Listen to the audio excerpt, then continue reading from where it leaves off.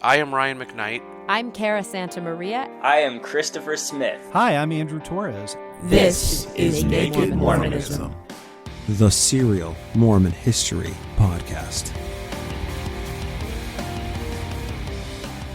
Few people who know anything about Mormonism haven't heard of or read the King Follett Discourse. What is it? What does it mean? Is it King Follett or King Follett?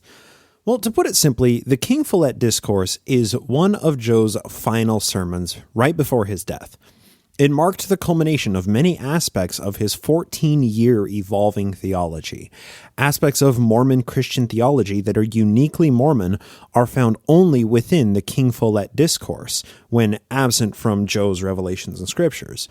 God once being a human, infants on thrones, philosophies of men mingled with scripture, and plenty more deeper levels of Mormon theology are only present in the King Follett Discourse. Now, if you've listened to this show before, you know that I like to take my sweet time with big issues in Mormon history. Now, who would have thought that John C. Reckett Bennett could turn into a 10-part series, or that Mark Hoffman needed over 8 hours of airtime to even begin to scratch the surface? We've done nearly 13 and a half hours on just the topic of psychedelics in early Mormonism. So yeah, I like to take my time on stuff because understanding the history living at the bedrock upon which the correlated believing narrative and the so-called anti-Mormon popular history are built upon takes time and diligence to exhume. So we're going to take our time with King Follett, the man and the discourse. And surprisingly, there actually is a biography of King Follett, which will serve as the basis of today's episode. So while the discourse itself is only related to King Follett himself tangentially, I think it's good to give him some airtime because he's one of the lesser-known Mormon elites who didn't live long enough to emigrate to the Salt Lake City Basin and help build the kingdom there. Then, well, as it turns out, next week we're going to discuss part 2 of the actual King Follett biography, and then the next week and the week after that, we're going to go through the actual discourse from top to bottom. Now, Marie and I read through the King Follett Discourse on my Book of Mormon podcast, but I didn't do much prior research to draw thematic parallels of theology. So that's what we're going to do in this series. We'll get into the possible source material for some of Joe's very late theology, what's unique to it, what's derivative from other theology, and from where in his earlier theology the 1844 King Follett Discourse theology actually evolved. So what do you say? Why don't we go ahead and get started? King Follett was born in July 1788 in Winchester, New Hampshire, the son of Hannah Alexander Follett, who was the second wife of John Follett. Both of King's parents were descendants of Salem, Massachusetts European immigrants, and John Follett actually fought in the Revolutionary War. Although John Follett himself never received the formal designation of captain during the Revolutionary War, his headstone and some documents about him list him as Captain Follett. Now, King grew up in a family of 14 kids from 2 different mothers. The family was comfortable from John's industry. When John did die, his probate file was judged to be over just a little shade over $1,500, which was pretty substantial money in 1829 dollars. There's also a bunch of land deed records that reveal that John Follett was quite into land speculation and making a quick buck from it. However, the probate judge determined that his assets couldn't outweigh his liabilities, which leads one to believe that the Follett family lived comfortably, even if some of that comfort was only possible through lines of credit. King Follett grew up with his 13 siblings in Winchester, New Hampshire. From the biography of King Follett, written by a descendant, Joan Follett Mortensen, titled The Man Behind the Discourse, quote, King and his brothers learned early to work on the family farm and help provide the necessities of life. Every family grew grains and vegetables for home use and to feed livestock. Berries grew wild, and most families kept up an apple orchard, using the fruit for food and for liquor, which was consumed or sold. The young men of each family spent long hours each day tending crops and animals, for it required everyone's labor to meet daily needs. Clothes were made entirely at home from flax grown on the property or wool sheared from the family sheep. These items were usually left to their natural color or dyed in dark colors like browns, blacks, greens, and blues. Perhaps once a year, the average farmer would go to Boston or another large market town where he would trade surplus from the family farm for items that could not be raised, grown, or produced at home." End quote. Eventually, King Follett met his wife-to-be Louisa Tanner, who was 10 years his junior and also from 17th century immigrant livestock. Her father also served in the Revolutionary War. The Follett family were Universalists, while the Tanners were Presbyterians. So now let me quickly voice an issue when it comes to lesser-known Mormon elites like King Follett. We've discussed this before, but it bears quick mention when we talk about King and Louisa Follett. Very little documentation actually survives about them and almost nothing from them. They didn't keep journals. Letter correspondences in their hands have been lost to history, as neither of them were important enough to have scribes to copy every letter and every, spare scrap of paper that they wrote on. Joan Follett Mortensen, who wrote King Follett's biography, relies almost solely on a scant few official church publications and mentions in other people's journals for any information on King, Louisa, or their 9 children. Now, this is a common restriction historians run into when writing biographies or even genealogies of people who just weren't that notable with respect to the larger movement of which they were a part. So with that in mind, we kind of have very little to work with. But continuing on, King Follett finally purchased a lot in St. Lawrence County, New York in 1811, where he and Louisa finally met and were married in 1815. He was 27, she was 16 or 17, and that was not an uncommon age pairing for the day. Upon his move to St. Lawrence County, New York, King Follett became interested in politics and town affairs. He attended town meetings and became the overseer of the highway system in the county. His job was basically to decide when and where a road might be built, as well as maintaining the current roads in his assigned area. King also opened up a liquor store and ran it for a little while, although the annual license wasn't renewed after it was initially filed, so there's no evidence that he continued to sell alcohol beyond his just purchasing the original license in 1813. King also served jury duty and a few other affairs necessary for any good citizen of early frontier America. Sometime in 1818 or 1819, King and Louisa Follett moved to Portage County, Ohio, to a little town called Shalersville, roughly 33 miles from Mentor, Ohio. Now, Mentor, Ohio, for longtime listeners, is a town to which Hingepin Sidney Rigdon moved and began making a name for himself as a preacher in the early 1820s.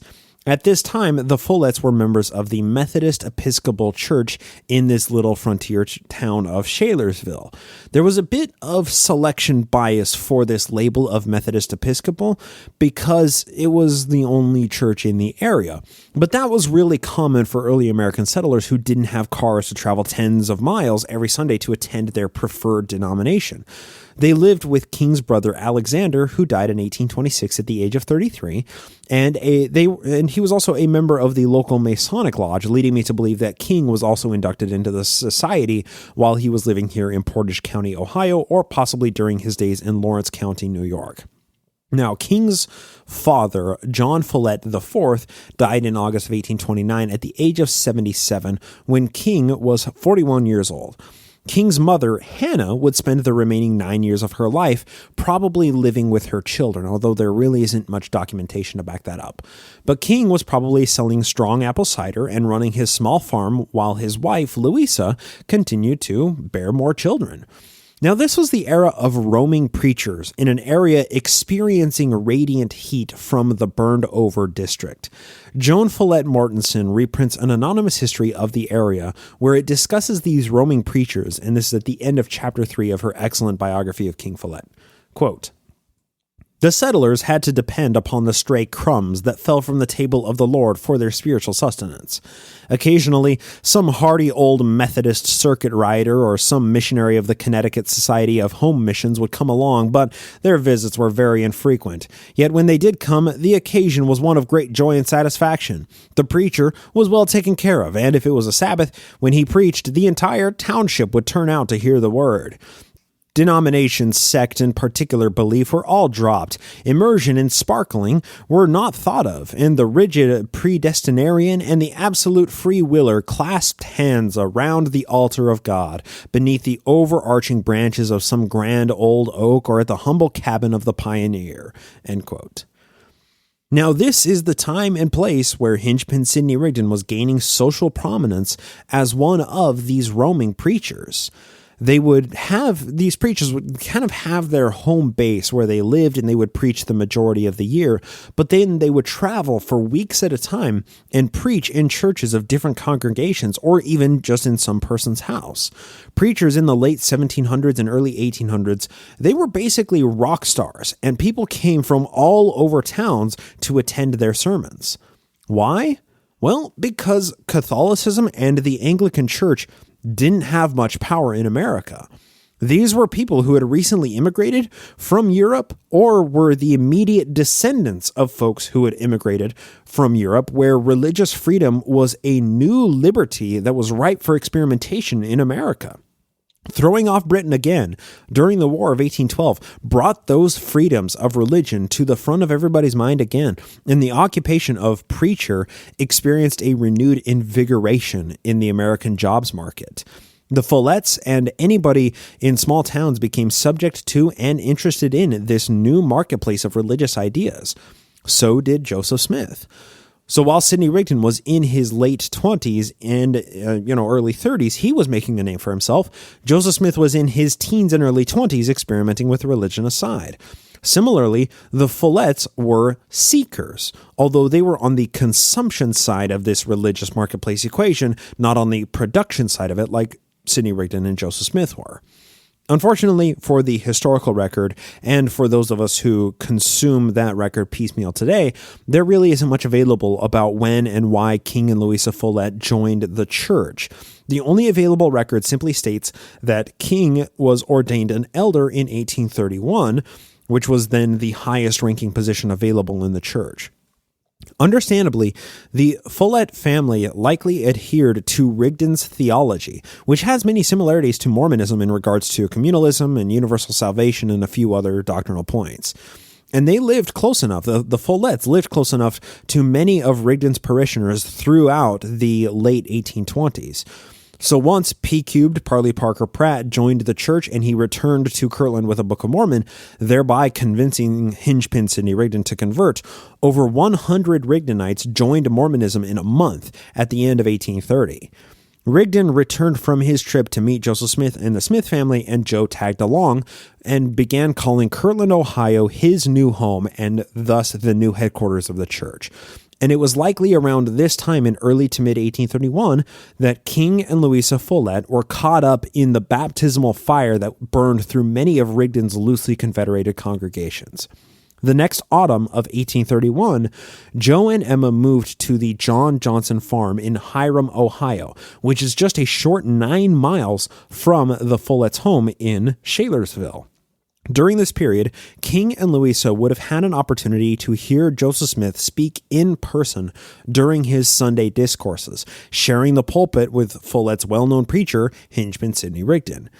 Here, King Follett makes his first appearance by name in a Journal of Mormon Leadership, that of Hiram's sidekick Abiff Smith.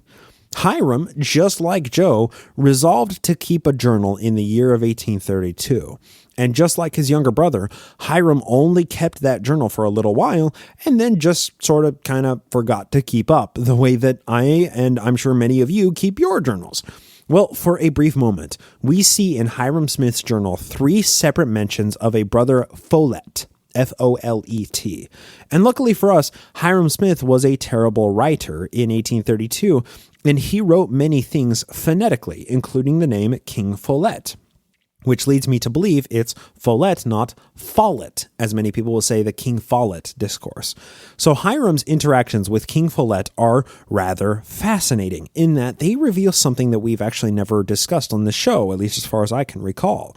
Books of Mormon were traded as a commodity. King Follett purchased Books of Mormon from Hiram Sidekick Abiff Smith and gave him sheep in exchange. This is from Joan Follett Mortenson's book in chapter 4, quote, and this is quoting directly Hiram Smith's passages from his own journal. Quote, March sold 5 books to Brother Follett of Schulersville and left 2 more at his hose for to be sold. I'm reading these things as he wrote them. June the 2nd went to Parkman with Brother Parley Pratt and preached the 3rd and baptized 3 and confirmed them, from there to the town of Hiram and from thence to the town of Mullersville, and bought, it's Buayt, bought 19 sheep of Brother Follett and paid 8 books, which is $10, and paid $10 to reward the cows that I bought of him. June the 27th, finished paying for the sheep and cow herd of Brother Follett. And now continuing on, and this is actually a sentence from Joan Follett Mortenson. The fact that King traded sheep for copies of the Book of Mormon and purchased other copies suggests that he was also engaged in missionary activities, end quote. So, yes, indeed, Books of Mormon were used as a commodity when the Smith family and the small church in New York was having trouble selling them.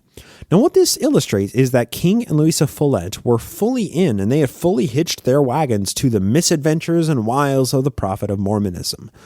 Now, although records are really squishy concerning their exact whereabouts and exact times, the Folletts moved with their young family of 5 by 1832 to Jackson County, Missouri, the location that Joseph Smith had declared as Zion when he visited in July of 1831 and dedicated this temple lot.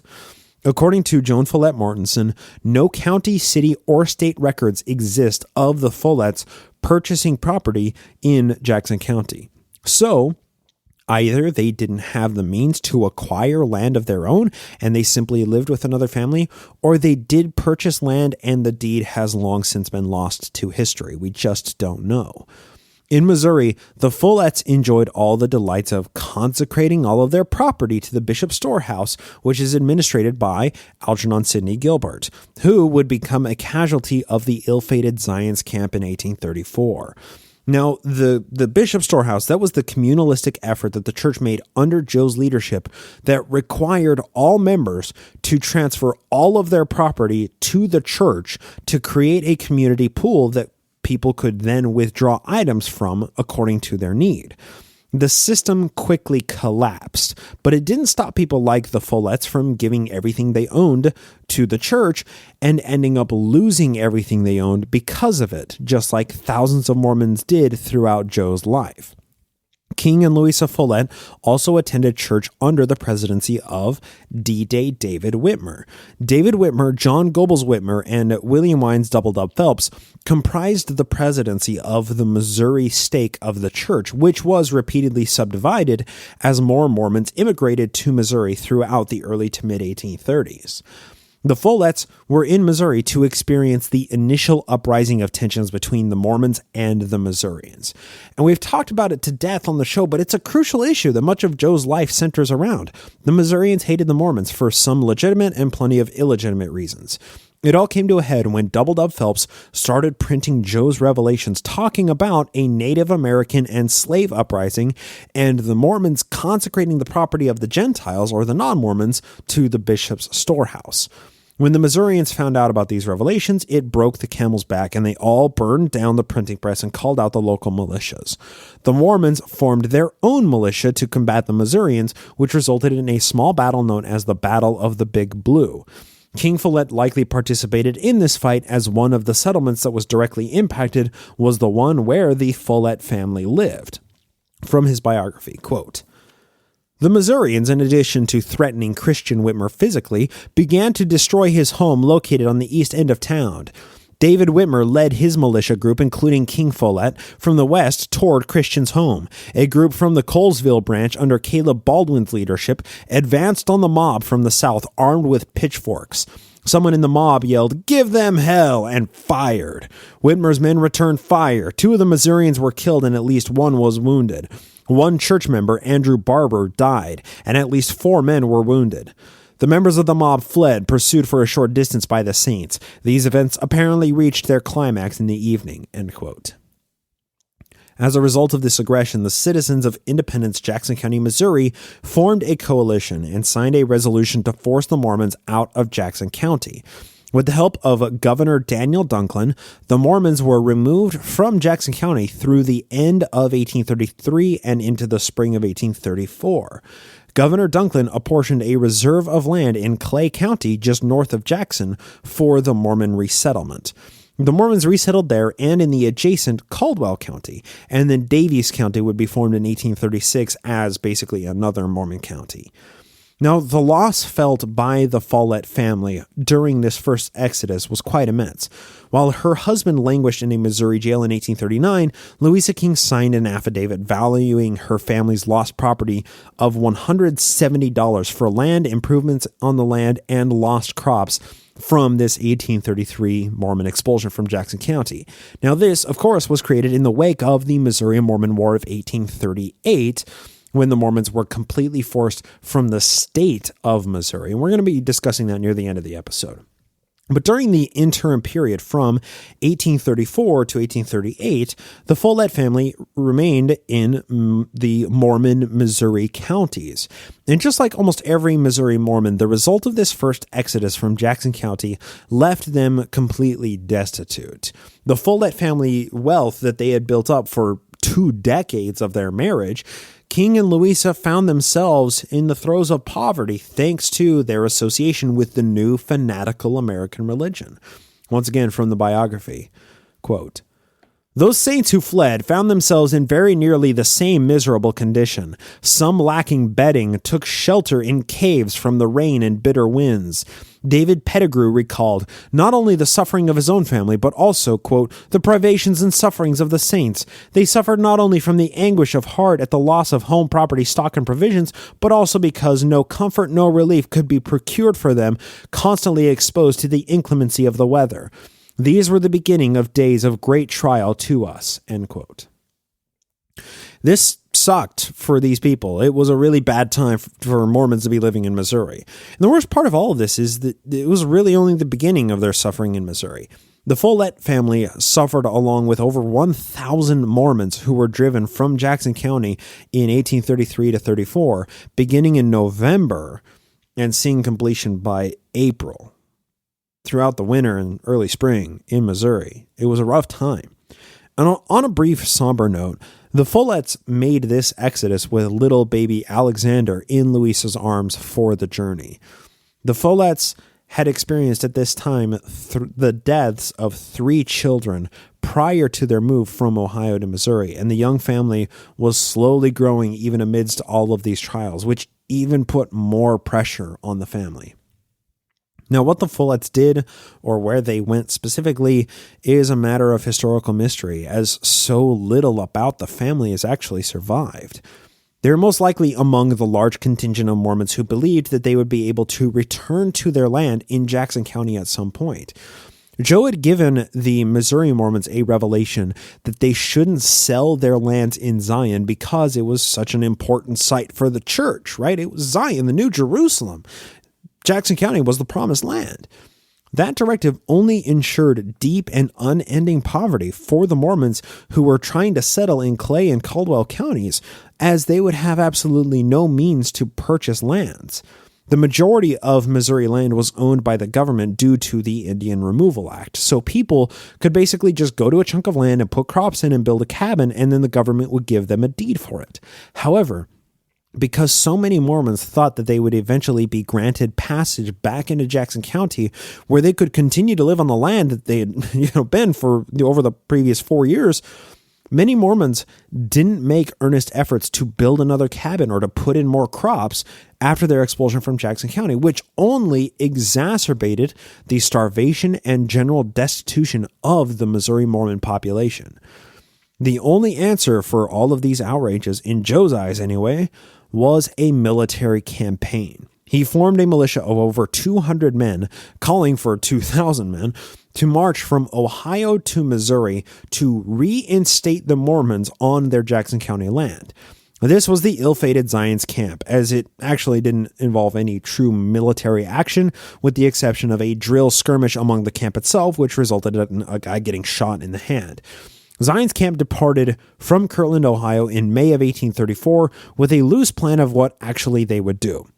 And of course, as a result of this group of armed guys marching across the prairie, messengers and eager inquirers approached the camp multiple times, asking who these guys were and what they were doing, only to be given non-answers by this first prototype Mormon militia. Even so, the pressure of Zion's camp bearing down on the Missouri non-Mormons caused an extreme amount of trouble for the Mormons and for the Missourians alike. The reasons Joe organized this militia force were essentially to escort the Mormons forced from Jackson County back to their homes and to provide military protection once the reinstatement had been completed. Zion's camp was a spectacular failure, resulting in, quote, more smoke than fire, end quote, and a cholera outbreak, which afflicted 68 people and killed 14 men among the camp and 1 woman. Also, the lead negotiator for getting the Mormons money for their Jackson County property, Algernon Sidney Gilbert, he contracted cholera and died, which severely reduced the bargaining power and the negotiation rapport that the Mormons had built up with the Missourians over the previous 7 months since the expulsion. The death of Algernon Sidney Gilbert made it so that instead of Jackson County Missourians paying double the market value for the Mormons' property, they ended up paying nothing, and the Mormons were just out.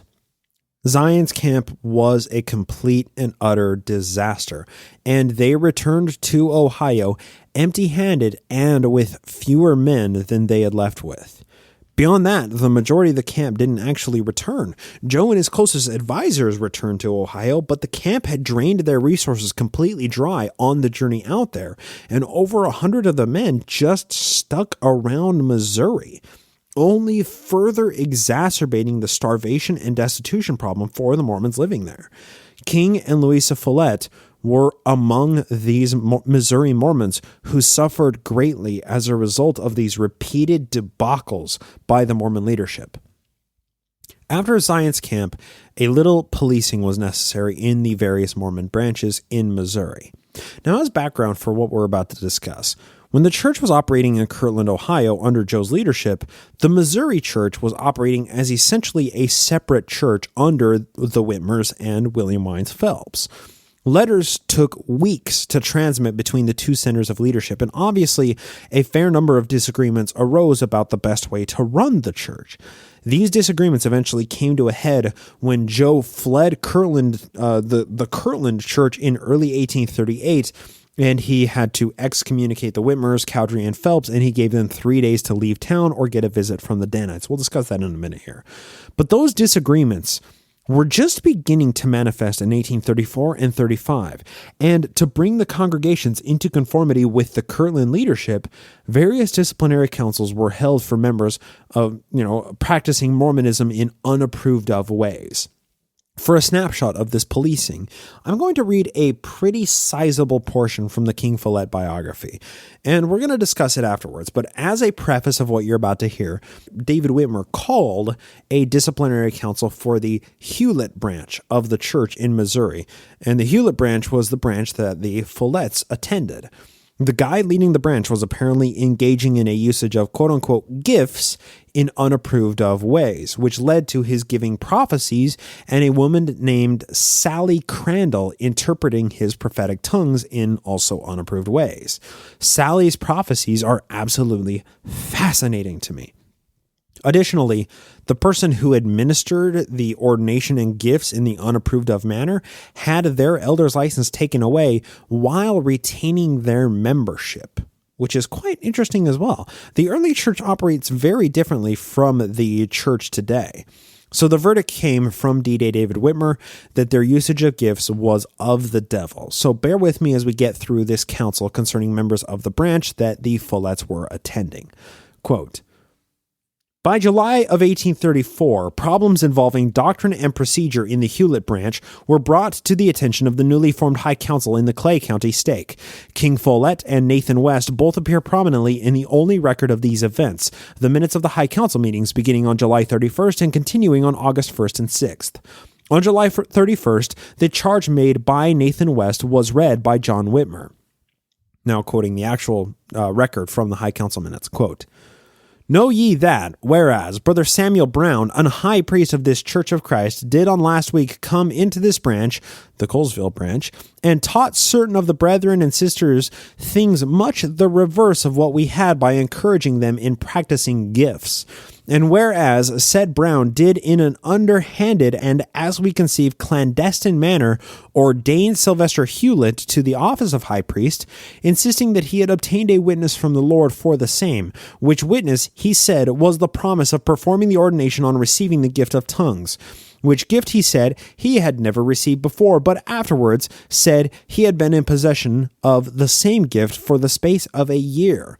And whereas said Brown seemed to undervalue the authority, or at least the righteousness of the High Council, by charging me not to say anything that would tend to prejudice their minds that they might not judge righteously, I, therefore, as an elder of the Church of Christ, do earnestly solicit the attention of the Council in considering the same." End quote.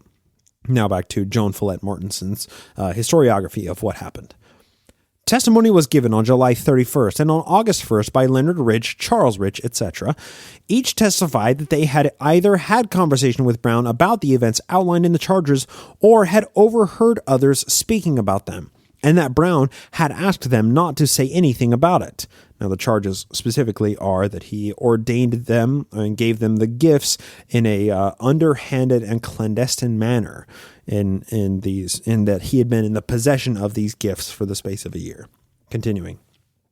Sylvester Hewlett confirmed that the ordination had taken place, although he had told Brother Brown that he, meaning Hewlett, had made application to the council for an ordination some time since and was rejected. Hewlett further testified that Brown seemed to talk to me in such a manner that understood him to censure the heads of the church in some things. The charges were sustained by testimony, and President David Whitmer announced the decision and told Brown, "Therefore, if you confess all the charges which have been alleged against you to be just and in a spirit that we can receive it, then you can stand as a private member in this church. Otherwise, we have no fellowship for you. And also that the ordination of Sylvester Hewlett by Samuel Brown is illegal and not acknowledged by us to be of God, and therefore it is void." Based on this decision, Brother Brown confessed the charges and gave up his license but retained his membership. Though King Follett is not mentioned as being present at these proceedings, it is logical he might have been if the High Council meeting was open to anyone other than those who testified, because of his involvement in the continuing issue of the Hewlett settlement regarding the practicing of gifts, a charge that was considered at the next meeting of the High Council. On August 6th, the council met again, and Nathan West brought another charge, this time against the entire Hewlett branch, stating that branch members had imbibed certain principles concerning the gifts that are not thought to be correct by the greater part of the rest of the church, which principles seem to have a tendency to cause a split and disunion in the church. This was technically a charge against his in-laws, the Folletts, as they were members of the branch. Charles English gave testimony and explained that branch members would not proceed to their temporal business without receiving the word of the Lord, and that they would not receive the teachings of ordained members, even Brother Joseph Smith Jr., unless it agreed with their gifts. Typically, this word came through the gift of tongues, with Sylvester Hewlett speaking and Sally Crandall interpreting. English stated that the branch members believed that they had come up to their privileges more than the rest of the church. They thought that they were right, but if they could not be convinced that they were wrong, they would retract. Sally Crandall was the wife of Daniel Crandall. The family had moved to Jackson County in 1832 and resided in the Prairie Branch near the Hewletts. Daniel's wife, Sally, was thought by some to be a quote-unquote visionary woman. Now, these are the examples of Sally Crandall being a visionary woman. Here we go. As one example, Sally Crandall claimed that she could know and see men's hearts. According to Philo Dibble, a member of the Hewlett branch, or longtime listeners, Dibble Dabble, Philo Dibble. a member of the Hewlett branch, she had, quote, seen the heart of King Follett, that it was not right, end quote, while Nathan West contributed the mystifying statement that, quote, Sally Crandall saw his heart and that it was full of eyes. Also saw eyes in other hearts, some had few and some many, end quote. After further testimony, David Whitmer ruled that, quote, as for the Hewlett branch, the devil deceived them, and that they obtained not the word of the Lord as they supposed they did, but were deceived. And as for the gift of seeing, as held by the Hewlett branch, it is of the devil, saith the Lord God, end quote. All right, that was a long passage. I know, I'm sorry, but hey, y'all know from my research how I interpret this. I think the gifts and ordinations that they practiced were very much physical objects that were causing people like Sally Crandall and Sylvester Hewlett to have visions and prophecies and the gifts of seeing, as they said, tongues and interpreting of tongues, right? And what does it mean when Sally Crandall said that she could see men's hearts and that they were full of eyes, some of them with many, some with few? I find all of this particularly remarkable because all of this makes sense within the context of psychedelics and early Mormonism. And notably, Joseph Smith was not here to keep the gifts under his control. He was running the church in Kirtland at this time, preparing for the Kirtland Temple dedication. I believe it's reasonable to interpret this passage as members of the Hewlett branch searching mysteries and seeking prophecies and the gift of spiritual sight, doing so with augmentation, of course, without having top-down direction, which, as Joan Follett Mortensen said, has the ability to inspire division and insurrection. Thus, David Whitmer had to bring the practice to an end. It's interesting because King Follett may have attended this council and witnessed these disciplinary actions firsthand, but he also remained a member with his entire family of the Hewlett branch. A short time after this council, King Follett made his journey to Kirtland, Ohio. Now, that was a journey of over 1,000 miles, and it was most likely purely on foot. The reason he made the journey? Well, it had finally become time for the Kirtland Temple to be dedicated. His name even merited mention in the official history of the church entry for November 4th, 1835, where it simply states, quote, King Follett arrived today from Zion, end quote. Now, this was an ecstatic time for the Kirtland Church as the finishing touches were being placed on the temple building itself. It wasn't simply the dedication ceremony where various visions and endowments occurred. For months prior to the March dedication ceremony, crazy stuff happened all over Kirtland, particularly at prayer feasts.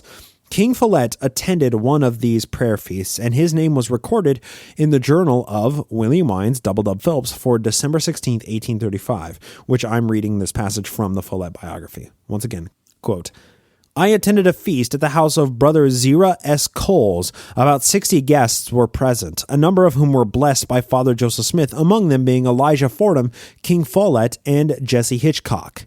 This was the first and greatest blessing feast I have ever attended. The greatest solemnity and harmony prevailed. The victuals were good, and the affair was orderly and enjoyable, though many of those present were young. End quote. And during the very next month, King Follett finally received his very own anointing. Quote, a week later, on January 28th, the elders, presumably including King, met to, quote, receive their anointing, end quote. Joseph moved from group to group, and at one point going, quote, to the quorum of elders in the other end of the room, end quote, where he assisted in anointing the counselors of the president of the elders, and gave them the instruction necessary for the occasion, and left the president and his counselors to anoint the elders, while I should go to the adjoining room. After the quorum presidency was anointed, President Alva Beeman anointed 24 elders, and the Lord poured out his Spirit, and some spake with tongues and prophesied. Oh, the wondrous blessings of the God of Israel! King Follett was one of the 24 elders anointed that day. End quote. As an immediate result of this new anointing, King Follett was inducted into the second quorum of 70, and notice of this induction was published in the Kirtland-based Messenger and Advocate in July of 1836. From that time forward, King Follett was officially a recognized general authority of the Mormon Church under Joseph Smith's leadership. After the Kirtland Temple dedication ceremony in March of that year, instead of heading home back to Missouri, King Follett made an unexpected visit to New York, most likely to settle business related to the recent death of his mother-in-law. He returned to Kirtland soon after and was given the task of taking a wagon of supplies to the Whitmers in Missouri, and he arrived there sometime probably in May or June of 1836. Upon his arrival, the constant tension between the Missourian non-Mormons and the Mormon settlers in the state of Missouri was continuing to grow. Eventually, the Missouri citizens gathered, and with the support of Daniel Dunklin, the governor at the time, they signed a petition to form a new county to basically be the Mormon County. Where the Mormons had initially settled after being removed from Jackson County was to Caldwell and Clay counties. However, those counties had old citizens there, and the Mormons made terrible neighbors. This new petition formed Daviess County and established an area near Shoal Creek as a county seat, which would eventually be termed Adamon-Diamond. The Follett family, in accordance with the Missouri Citizen Petition and at the direction of the Missouri Stake leadership, D.A. David Whitmer, they moved to the newest Caldwell County settlement that would become the new Missouri headquarters of the church, Far West Missouri. Tensions in Kirtland boiled over as a result of the Fanny Alger scandal, the collapse of the Kirtland Safety Society anti-banking company, and the defection of Martin Harris, among many, many other issues. Joseph Smith was removed from the Kirtland stake of the church as the leader. He, Sidney Rigdon, and the majority of the Quorum of Apostles were forced to flee under the cover of night, arriving in Far West Missouri in February of 1838. King Follett was one of the landowners who purchased land from the government in the newly formed Daviess County in February of 1837. After losing money to the law of consecration and giving nearly every spare penny to the church as tithing, and being removed from his home 3 times because of his attachment to the church, King Follett was finally once again a landowner. And things were beginning to look up, as he saw it anyway. And beyond that, the prophet had just chosen to relocate the church headquarters to the city where Follett owned his land, making it prime real estate for the coming influx of members caught up in the exodus from Kirtland to Missouri. It wasn't a situation which would last long. The tensions building with Missouri over the previous 5 years also rose to a boiling point with Joseph Smith moving there. Joseph Smith also excommunicated the Missouri stake leadership of the Whitmers, Phelps, and Oliver Cowdery, and that was the leadership that the Follett family had been following for those 5 years. During the excommunication, King Follett voiced his support for David Whitmer to remain in the Missouri leadership, but his support fell on deaf ears of the newly sustained presidency, Joe Rigdon and Hiram sidekick Abiff Smith. The Folletts decided to remain with their wagon hitched to the Far West Mormon movement come hell or high water. And hell came. The Missouri Mormon War caused a galvanization of the Mormons and a vilification of their Missouri citizen aggressors, as the Mormons saw it anyway. Due to now being elevated to the presidency of the Second Quorum of the 70, King Follett was likely a member of the Mormon militia. Now, the 1838 Mormon militia is kind of a tough issue to work with. You see, Joe had organized the Danites as a secret underground enforcement squad and the Army of Israel as a public militia. Although historians have drawn lines between those two organizations today, it's pretty hard to actually see those distinctions from the scant extant records. A reasonable assumption is that the majority of the Danites were also soldiers in the army of Israel, but not every soldier in the army of Israel was a member of the Danites. It's like a square rectangle kind of situation. However, just about any church leader ranking as high as King Follett did, being in the presidency of the third highest ranking leadership body, it's no stretch to believe that King Follett was a Danite as well as an officer or captain over a division of the army of Israel.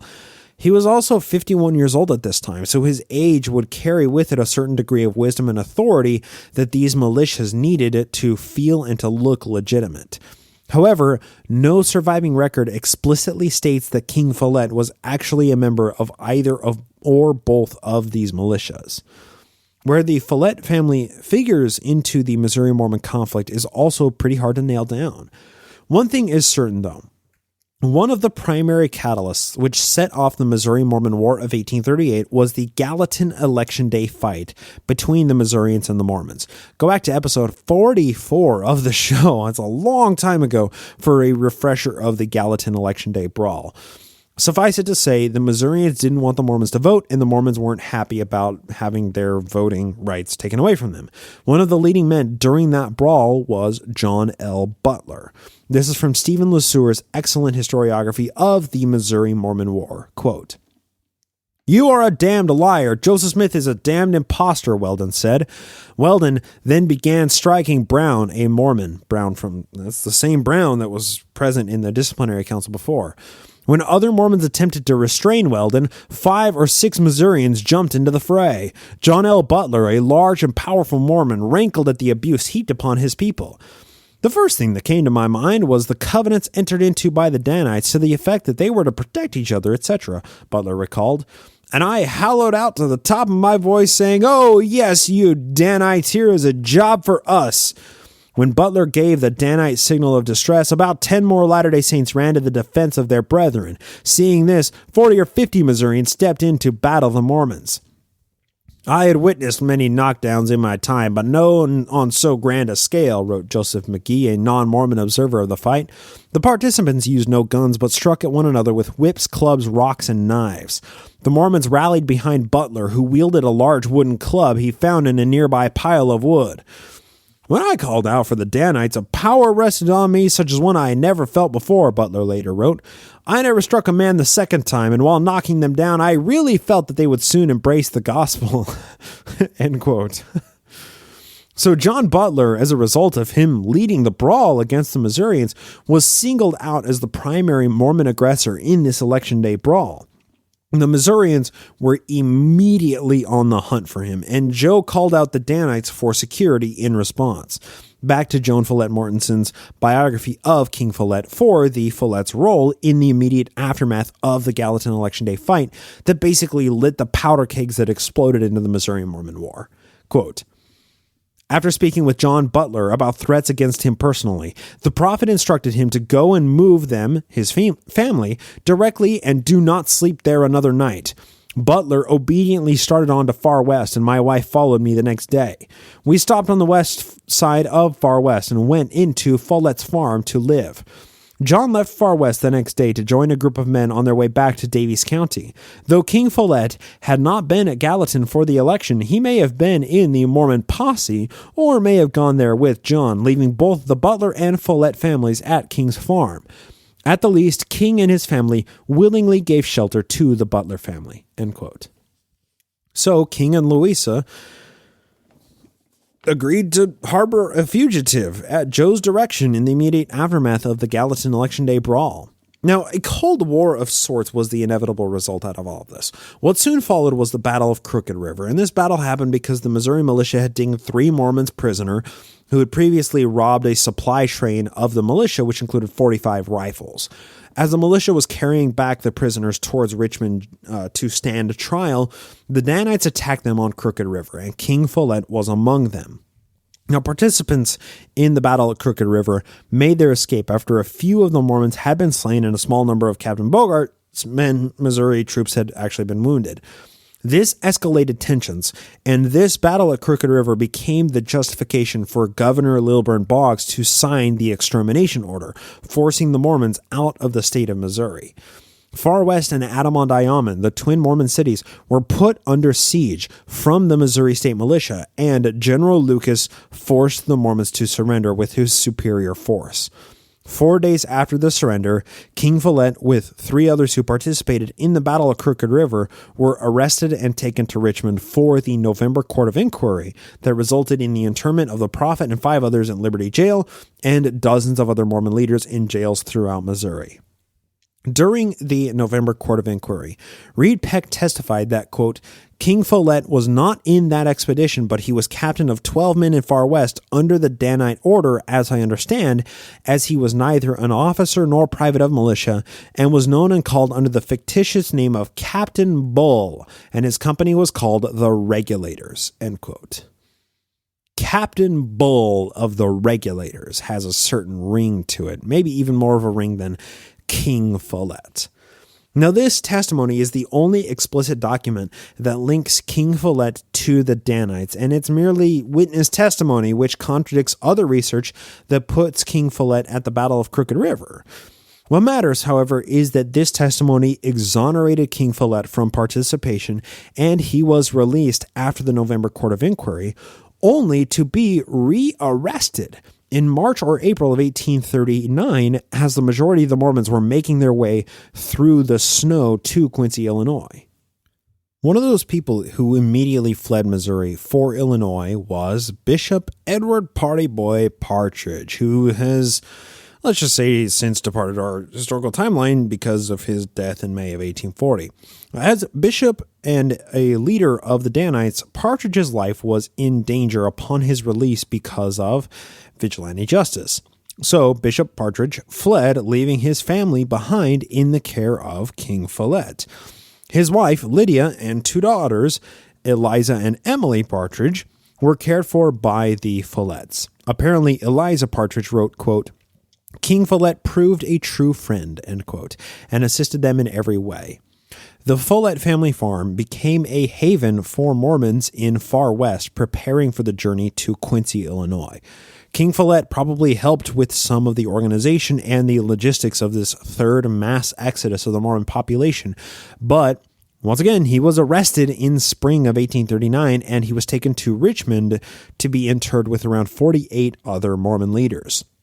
The majority of these people were let free, but King Follett was interred with Morris Phelps and Parley P. Pratt in the Columbia jail. These three men, eventually devised an escape plan to be effected during the town's July 4th celebrations. Each of them had a job for the escape, and the plan was, when the jailer delivered their dinner that evening, they'd request the inner door of the jail to be opened so as not to spill the coffee pot by trying to hand it through the food window of the second inner door. King Follett's job during this escape was to grab the door out of the jailer's hands and pry it open as far as he could when Morris Phelps would attack the jailer and subdue him, allowing the three men to escape.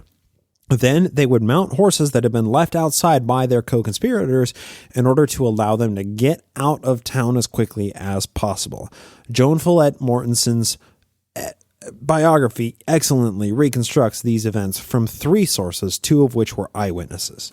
Quote, when the prisoners heard the approaching footsteps, they got in place to receive the food with King in front to jerk the door open so that Morris could stun the jailer and run downstairs with Parley following and King third. As usual, the jailer handed the food through the window, but yielded to their persuasion to open the door enough to hand in the coffee pot without spilling it. Parley's version included elaborate allusions to characters from John Bunyan's masterpiece, Pilgrim's Progress. Now quoting Parley P. Pratt, quote, no sooner was the key turned than the door was seized by Mr. Follett with both hands, and with his foot placed against the wall, he soon opened a passage, which was in the same instant filled by Mr. Phelps and followed by myself and Mr. Follett. The old jailer strode across the way and stretched out his arms like Bunyan's Apollonia, or like the giant Despair in Doubting Castle, but all to no purpose. 1 or 2 leaps brought us to the bottom of the stairs, carrying the old gentleman with us headlong, helter-skelter, while Lumen sat and laughed in his corner of the prison, and Mrs. Phelps exclaimed, "O Lord God of Israel, thou canst help!" Old Mrs. Gibbs looked on in silent amazement while the jailer's wife acted the part of the giant's Despair's wife, Diffidence, and not only assisted in the scuttle, but cried out so loud that the town was soon alarmed. Back to the biography. Laura Phelps, who was watching from the kitchen, heard the jailer call out. His wife, who weighed about 200 pounds, rushed up the stairs. Mary Ann Phelps related the exciting story when she heard from her parents. Now quoting Marianne Phelps, "The jailer had father clinched, but father jumped down 2 pairs of stairs, 6 steps each, with the jailer's wife hanging onto one of his arms. He would get rid of her when he jumped, but she would clinch him again, and when she again reached him. She could make better progress than he because the jailer held on to him, and in that condition they got down to the kitchen. Here Parley Pratt and Mr. Follett made their escape, and left father in the hands of the jailer. The setback was only momentary. Phelps immediately broke loose and rushed outside. He, Pratt, and King ran toward the grove where Orson and John were waiting with the horses." End quote. Now, of course, a jailbreak, right? This is crazy. The town immediately reacted, and they gathered around the jail with guns and pitchforks to attempt to recapture the 3 men that had just escaped.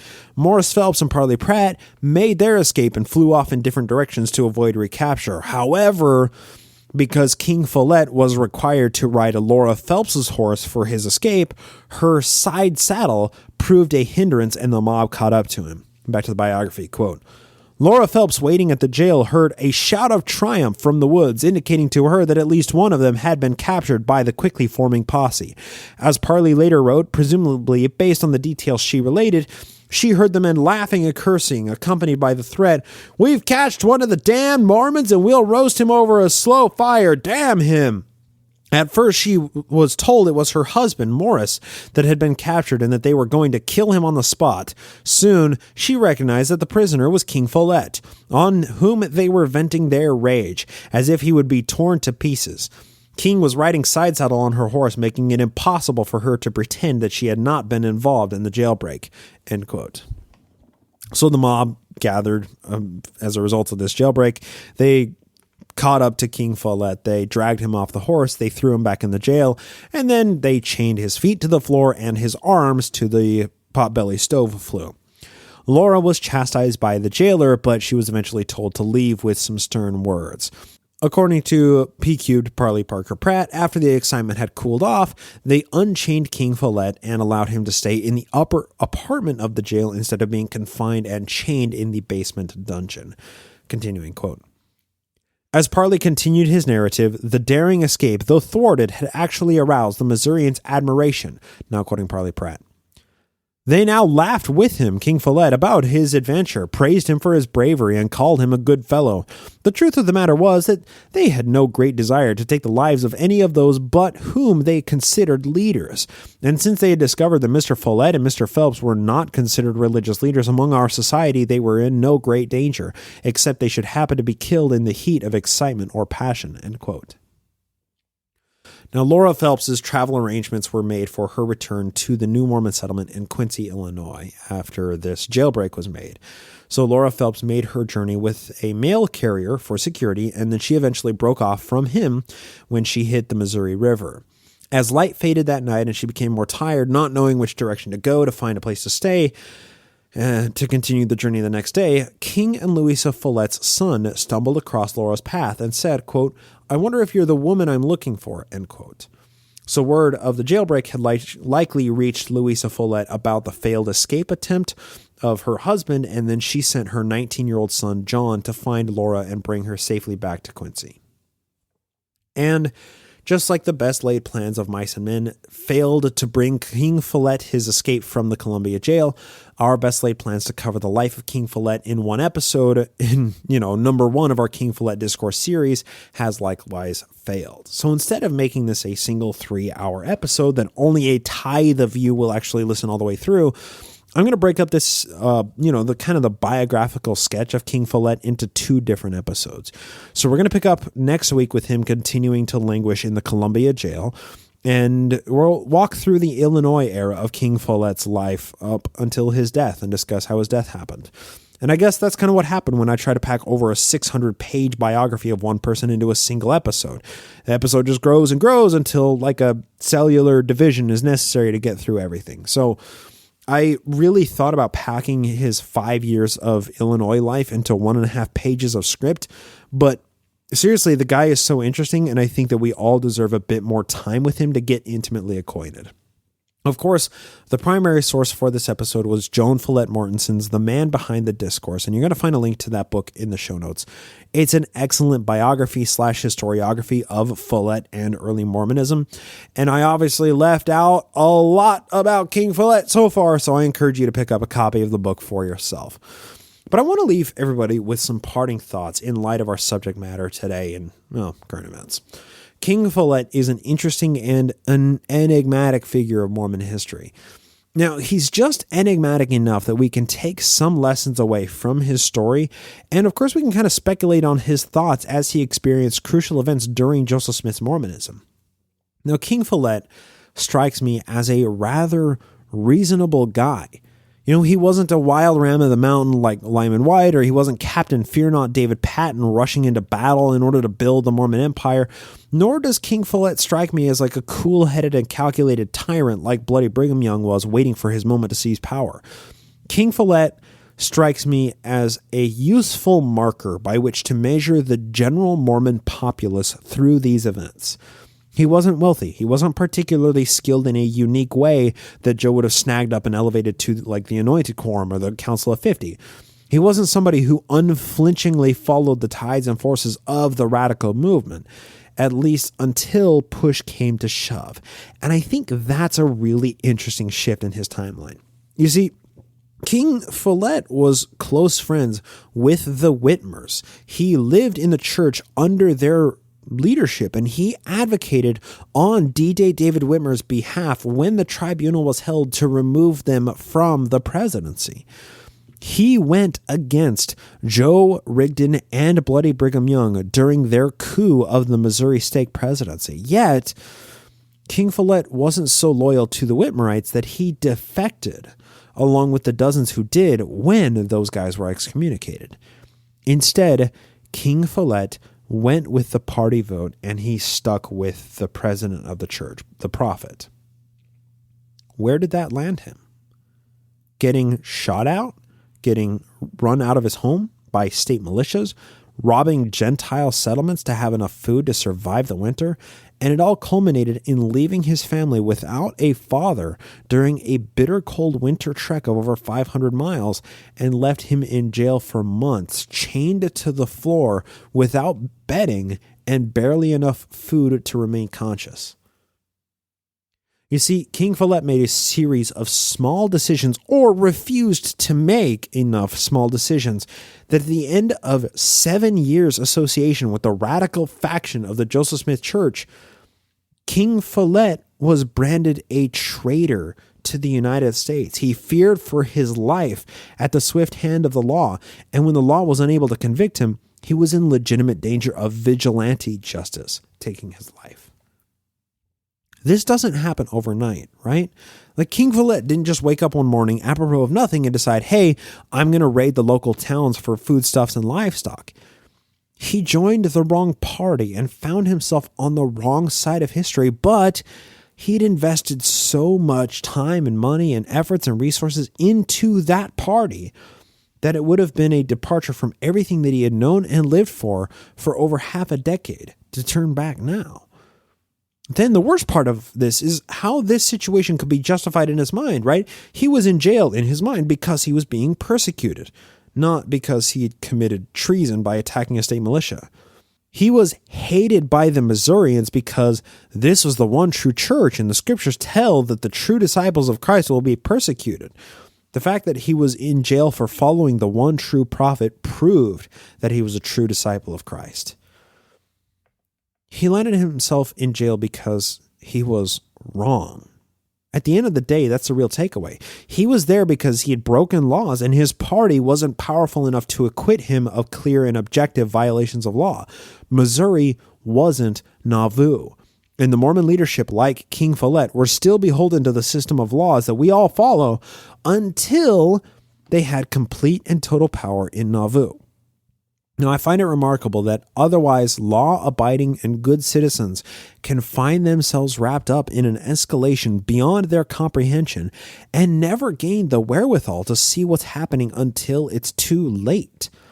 The Folletts seem like they're good people, but that series of small decisions put them in immediate harm's way. They voted and supported people who were never actually working in their best interest. And what did they have to show for it?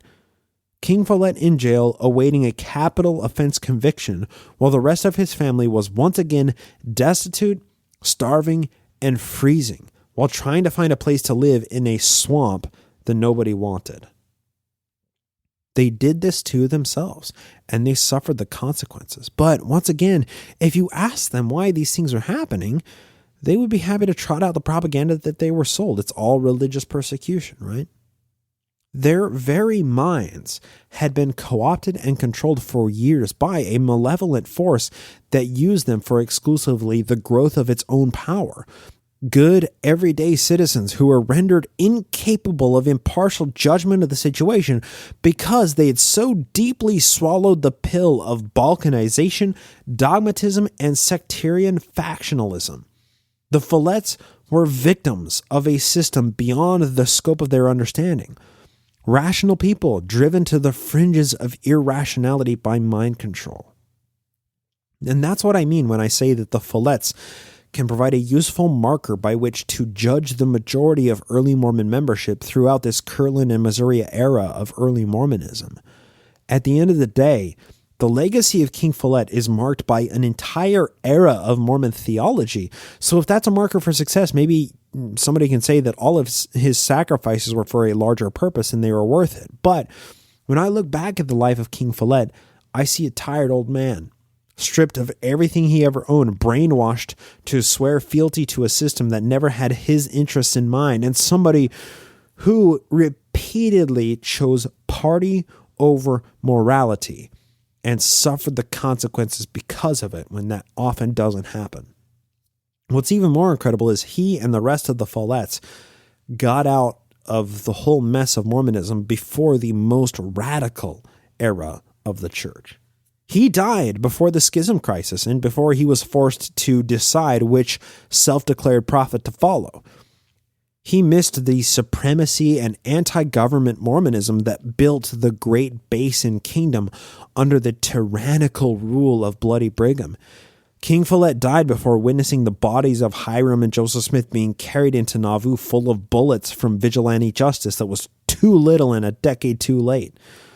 Even so, had he not been crushed by a bucket of rocks in March of 1844, I am satisfied that King Follett's autonomy and free will had so long been stolen from him by Joseph Smith and the party groupthink dynamics that he would have marched to the end of the earth to maintain Joe's tyrannical rule.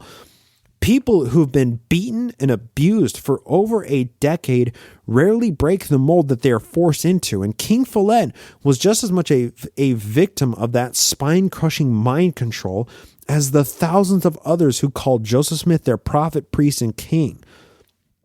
He is the messenger. Joseph Smith is the messenger of manifest destiny to bring about the kingdom of God. And anything that Joe does can't be wrong because it's in the public interest of building that kingdom. King Follett fell perfectly in line with the goose step march toward global Mormon supremacy, which makes him complicit in every crime that Joseph Smith committed. But instead, we look back at this guy, and he's venerated as a patriot of Zion, and his name rings throughout Mormon households, synonymous with Joe's greatest theological sermon, without even knowing about the guy. King Follett seemed perfectly pleased with being a puppet of the master, and only rarely tugged back on those controlling strings. No matter what we learn about our leaders, whoever they may be, I hope we may all be bestowed with the power to tug back on those strings.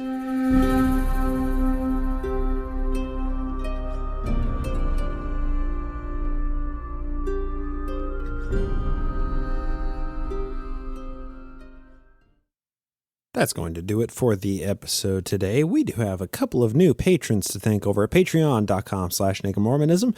We have a new pledge from Lucius, which is such a fantastic name. I don't know why, but I love that name, Lucius. And also we have, a new ultimate pledge from Kyle. we have a new ... of Outer Darkness glory. So Kyle has subscribed to our highest level of patron support with a very generous pledge, and he and I are currently in discussion about an individualized reward properly fitting for a new force of this magnitude within the NAMO Outer Darkness family to be reckoned with. So thank you very much for your generous donation, Kyle. That's going to do it for our episode today. If you want to get in touch with me, you can do so at nakedmormonism@gmail.com. If you are a subscriber over on the Patreon exclusive feed, be sure to listen to the Patreon episodes because you get an extended edition of every new episode, as well as access to all of our extra episodes, which have recently been the NAMO Book Club. Now, we just put a wrap on Mormonism Unveiled. So if you want to hear that book, the full audiobook with my commentary and historical background, kind of interspersed, kind of spiced within every episode of Mormonism Unveiled, every chapter of it, consider supporting. Throw us $1 a show, a coffee a week, coffee a month, I should say. And, it's not very much to get you access to a whole bunch of extra content. Next up on the docket for the NAMO Book Club, we're going to read the Spalding manuscript that has been found. So that is going to be Manuscript Story Conneaut Creek.